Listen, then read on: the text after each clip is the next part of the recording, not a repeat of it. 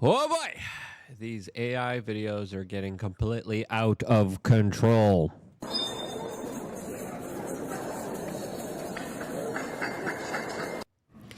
This says it's fair to say there definitely has been a breakdown of communications between the United States and Ukraine that are at odds with each other as the rest of the world, specifically Europe, is left scammering and thinking about any possible ways to try to get out of this larger mess that they created, they funded, that they want more of, but they don't want to put their own money behind. In a very interesting turn of events, as of course Trump's address to Congress was just last night when he talked about his Ukrainian policies.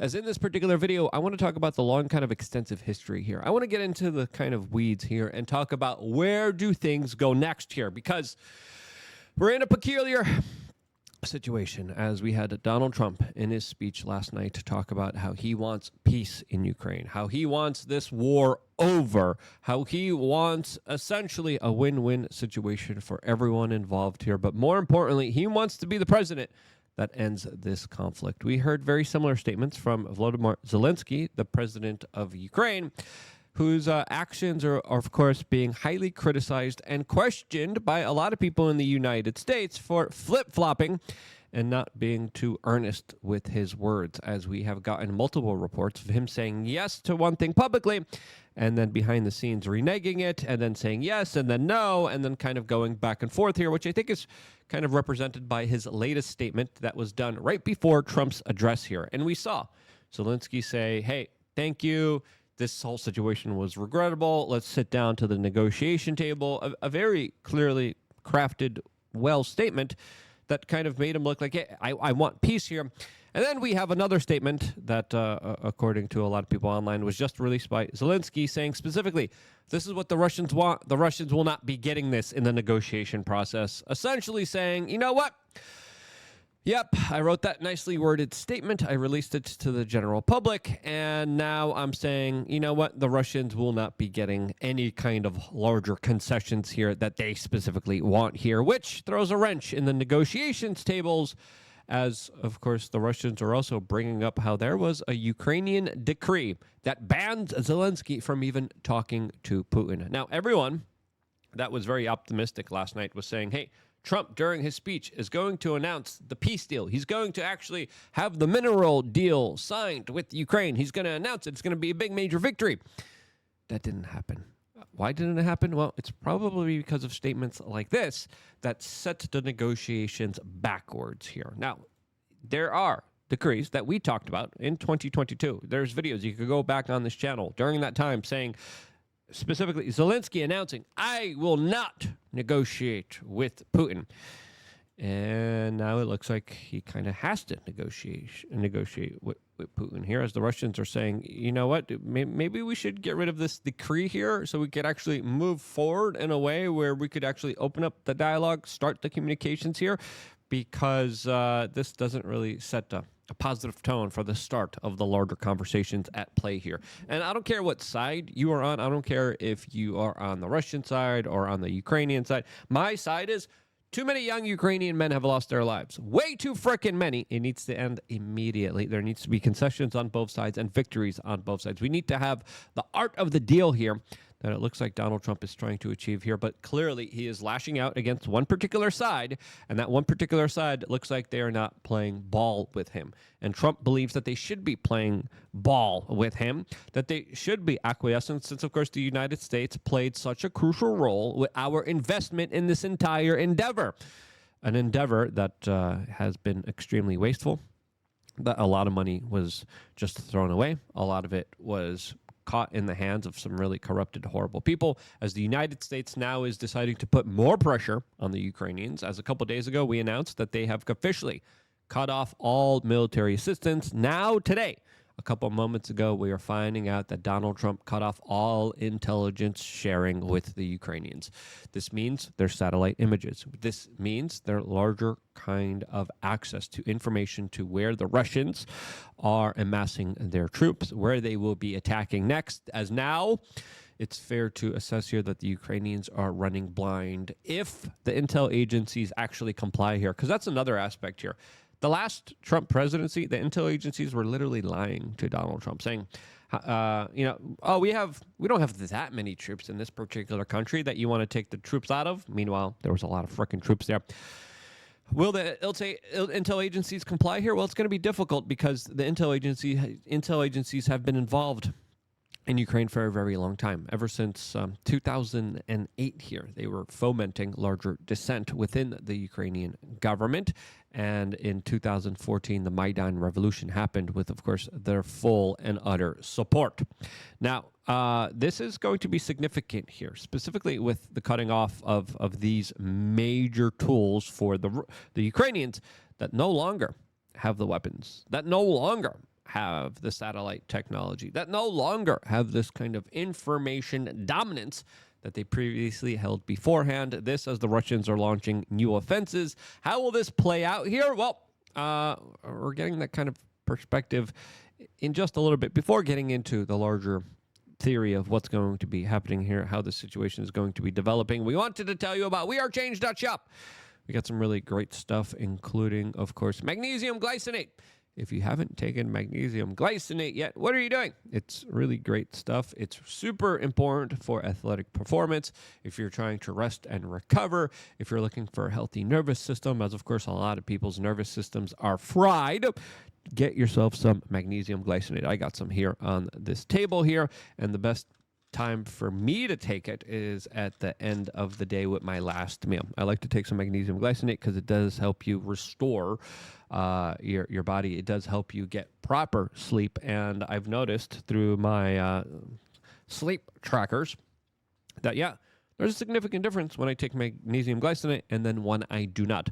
Lots of people are very deficient in magnesium. It's very difficult to test for magnesium deficiencies. It's fair to assume vast majority of Americans are deficient in it. But, of course, do your own due diligence before taking anything into your own body. But check out wearechange.shop. Start your independent health journey. We got a video here in the top right-hand corner. Click on it and then start to learn about these amazing products that we have available to you. It's definitely been very nerve-wracking to cover this entire kind of endeavor here, as there's a long history of a lot of this. The Ukrainians feel entitled towards protections since, of course, they also gave up nuclear weapons in exchange for protections. Now, the Ukrainians are feeling that they are entitled to these type of larger protections and that Donald Trump needs to do this for them since they signed a deal with America previously beforehand. That is their perspective. That is where they are coming from. The Russians have clearly said, hey, stop building up NATO. Stop building up all these Western military significant freaking bases all around our country because we think you're going to invade us, you're going to attack us. And now we're learning from one of the close allies to Vladimir Putin, and that is the president of Belarus, that Putin regrets actually triggering this full-scale war, which he didn't expect to turn out like this. So this is according to, as the Daily Mail describes him, the dictator of Belarus, Alexander Lukashenko, that recently sat down in a podcast interview and described this larger kind of geopolitical blunder that is self-admitted allegedly by the Russians. Now, this is a big statement since Belarus is closely tied in with the Russians. They have provided them a lot of logistics, a lot of support, especially on their southern border when it came to the larger military offenses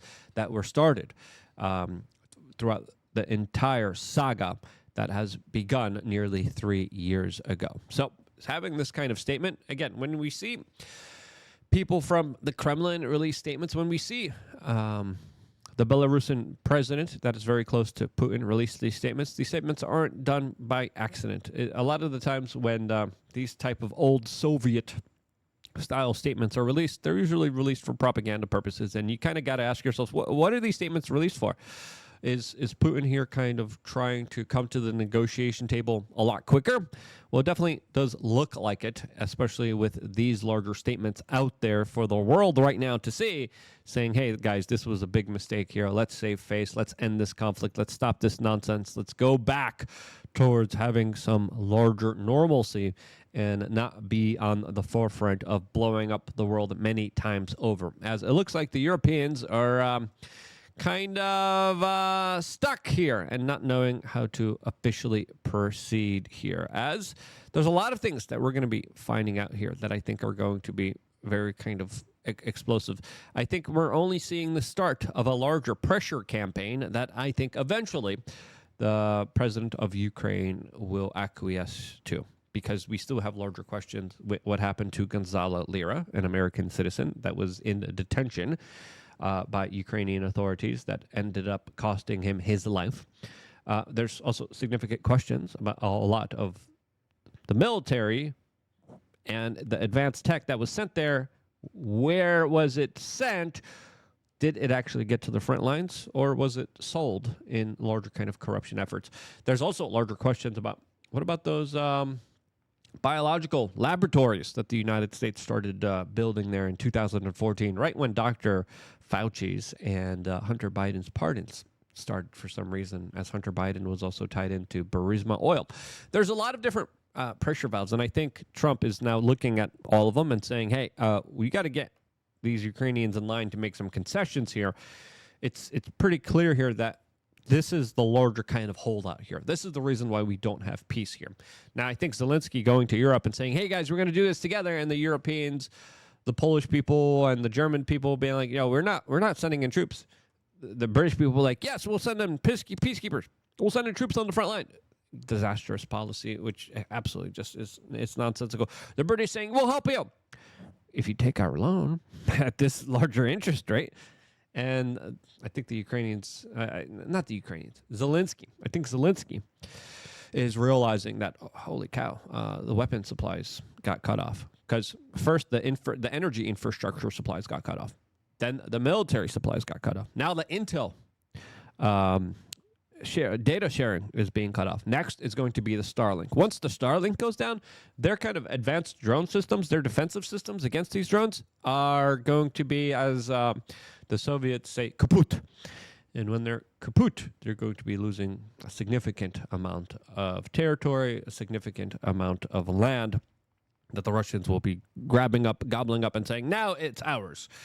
Is it justified to be theirs? Again, lots of things happening right now behind the scenes that we could only imagine. But from my assessment, the Russians are saying, I'm open to making a deal. Zelensky's flip-flopping here. I think what we're seeing is Trump trying to get Zelensky in line here, saying, you got to make some concessions here. It's not looking good for you. You don't have all the cards. Stop playing with World War III. I think Putin understands, yeah, there is a larger stake here of all-out perpetual war here that we should be doing everything we can to avoid here. As right now, we're in this kind of very unpredictable situation that's extremely dangerous right now. And I think the next step that we're going to be seeing here is either Zelensky coming back and saying, okay, guys, fine, I'll make some concessions, or we're going to see Donald Trump say, okay, now we're going to do an audit. Now we're going to see where all the money went. Now we're going to see if any of our weapons that we sent you went to terrorist organizations, went to criminals, went to the bad guys. We're going to see where that money went. Now we're going to open up a formal investigation into Gonzalo Lira. Now we're going to see exactly how the sausage is made here. As of course, seeing something like this being called out on Fox News is the start of something very big and very vast here. Sir Zelensky are like stashing yachts in the Mediterranean or have a hangar full of Ferraris. Have we seen that? Well, there's definitely been Ukrainian officials who've been caught leaving the country with suitcases full of cash. And even before this war, Jesse, this was considered the most corrupt country in Europe. There's been plenty of evidence of American weapons reaching the black market as well. There's tons of stories about this. There's been a lot of articles about it. So I don't think there's any doubt there's been massive amounts of corruption. The only question is how much. Yeah, we got to send Doge over to Ukraine to get to the bottom of that. No, we need an audit. Yeah, absolutely. Yeah, and once that audit happens, man, all bets are over. That's going to be the significant major turning point, because when we start looking into it, and then as Zelensky already tried to save face with this, Zelensky already announced, I don't know where $100 billion went. It's $100 billion freaking dollars. Where did it go? That's going to be, if Zelensky doesn't come to the negotiation tables, expect some major fireworks with that and more larger disclosures here, as sadly, we are still in this very unpredictable, very dangerous portion in time where anything could happen to escalate this situation. As of course, I think the Europeans are betting on still having the support of the United States. The United States is saying, We're not that interested in supporting this. Could there be a galvanizing event that could start up all this? We'll see. Let's pray for peace here. I hope this slaughter of young Slavic men ends immediately. If you agree, share this video. Get some supplements. WeAreChange.shop. I love you guys. Stay tuned for more here on youtube.com/WeAreChange.